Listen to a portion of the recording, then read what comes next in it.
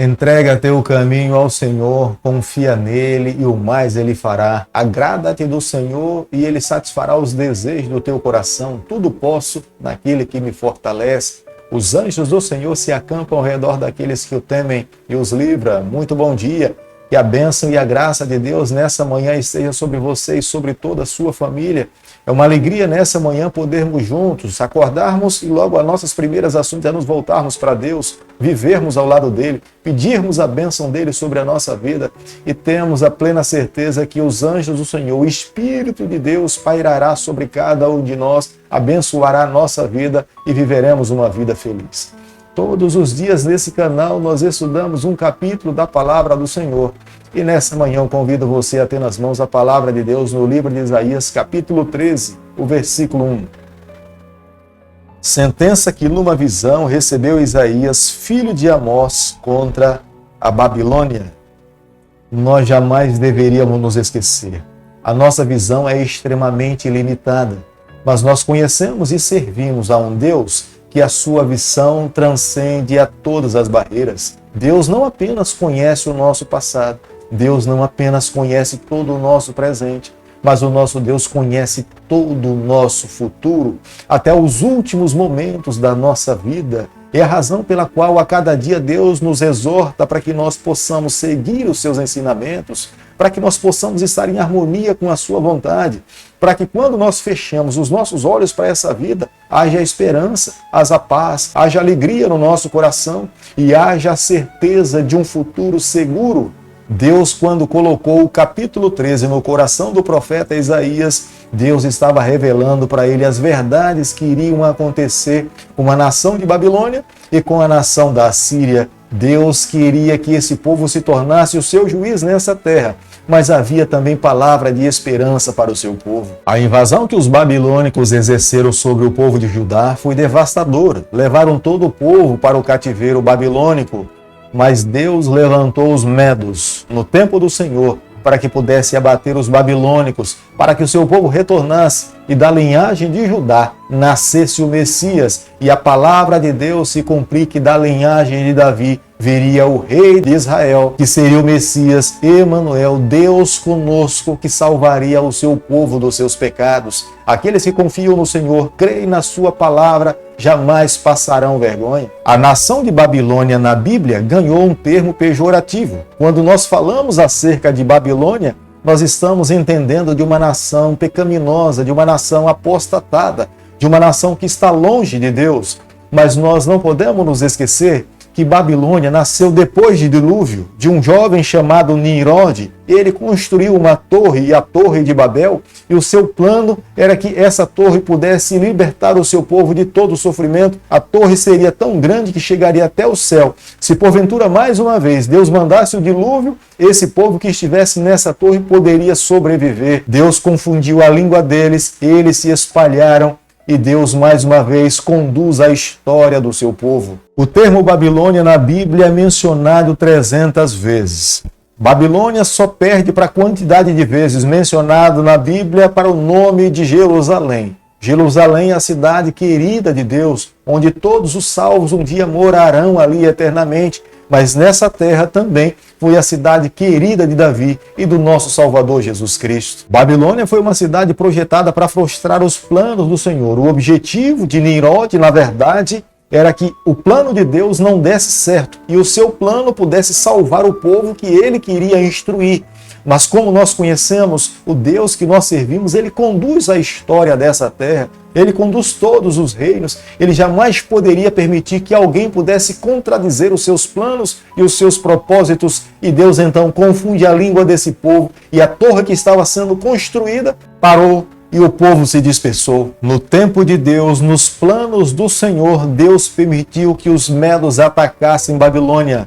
E a cidade que tinha um dia cativado e destruído a nação de Judá, esse povo agora foi destruído, se tornaram vulneráveis. E mais uma vez Deus trouxe liberdade para Judá. E Judá agora consegue cumprir os planos do Senhor, porque é o próprio Senhor dos exércitos, o Deus de Israel, o Deus de Abraão, é que levantou os medos contra os babilônicos. Babilônia vai além da história, ela entra na vida espiritual do seu povo. Babilônia é aquela que conduz, seduz todo tipo de religião que é contrário às verdades que estão na Bíblia.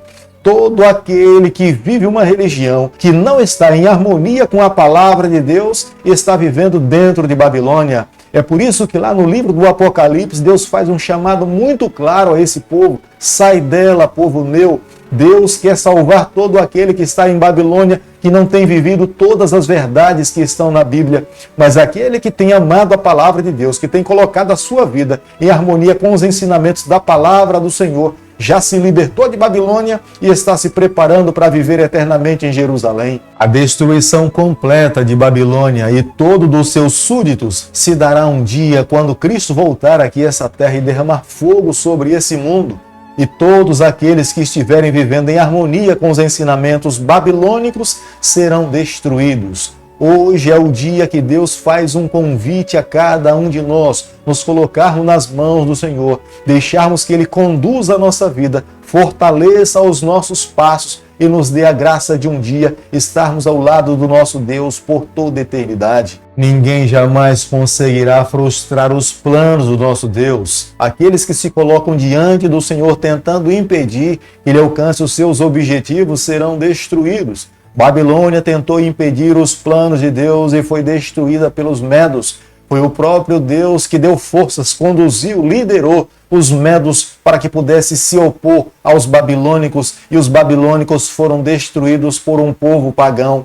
Mas eles estavam cumprindo os propósitos do Senhor. Feliz é aquele que se coloca nas mãos de Deus e deixa ser usado pelo Senhor para alcançar os seus objetivos. Não podemos nos esquecer que o capítulo 13 do livro de Isaías tem uma ligação com o livro do Apocalipse, onde também nós começamos a compreender que o remanescente, o povo de Deus, que irá viver nos últimos dias dessa terra, eles têm uma responsabilidade de anunciar, proclamar e viver as verdades de Deus. Eles estão nessa terra para cumprir os propósitos do Senhor. Aqueles que se opõem a esse remanescente será destruído, será o alvo dos flagelos do nosso Deus. Mas aquele remanescente que se mantém seguro nos braços do Senhor irá alcançar a vitória pelo braço do Senhor, pelo sangue do Cordeiro, terá a graça de um dia estar na Nova Jerusalém, não pelas suas obras, não pelo seu poder, mas porque Deus nos concedeu essa graça de estarmos com Ele e vivermos eternamente ao lado dele. Deus nos chama para uma obra que os anjos celestiais gostariam de realizar nessa terra. Os anjos gostariam de testemunhar de Cristo, de falar de Deus, de pregar o Evangelho, mas Deus colocou sobre os nossos ombros essa responsabilidade. O mesmo chamado que Deus faz ao profeta Isaías para que ele possa ir falar em nome de Deus, nós somos chamados hoje. Sobre os nossos ombros recai uma responsabilidade de testemunhar, de anunciar, de pregar o Evangelho, de mostrar ao mundo o amor de Deus, de sermos a luz do mundo nessa terra e o sal da terra nesse mundo. Jamais nós devemos nos esquecer. Algumas pessoas, quando olham para Noé como sendo um evangelista, começam a imaginar que Noé fracassou, porque ele não conseguiu alcançar tantas pessoas. Mas quando nós olhamos para a vida de Noé, nós vemos que Noé conseguiu alcançar um dos grandes objetivos. Noé salvou a sua família. Noé conseguiu influenciar e levar para dentro da arca não apenas ele e a sua esposa, mas levou todos os seus filhos e as suas filhas e noras também. Ele cumpriu o seu propósito nos seus dias. Hoje nós também precisamos cumprir esse grande propósito.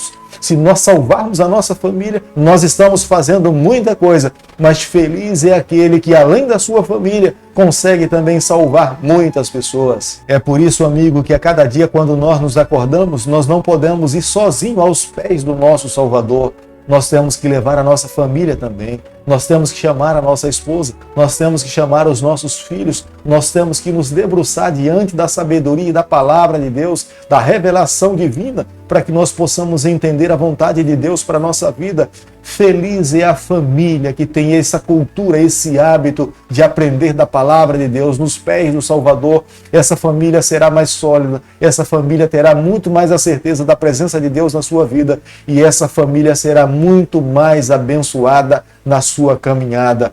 Hoje Cada um de nós podemos desenvolver esse hábito. Nós podemos ensinar os nossos filhos, nós podemos ser homens e mulheres de Deus para que nós possamos ser uma influência sadia na vida de todas as outras pessoas que ainda não conhecem a Jesus Cristo. Querido Pai, em Tuas mãos nessa manhã nós nos colocamos. Reconhecemos a Sua soberania e condução sobre a nossa vida. Fica conosco no decorrer desse dia. Abençoe todos os nossos familiares. Nos dê a graça de um dia podermos estarmos com o Senhor na eternidade. É o nosso pedido e a nossa oração e o fazemos em nome de Jesus. Que o Senhor te abençoe e te guarde. Que Ele faça resplandecer o seu rosto sobre você. Que Ele tenha misericórdia de você. Que sobre você nessa manhã Ele levante seu rosto e conceda a sua paz em nome de Jesus. Amém.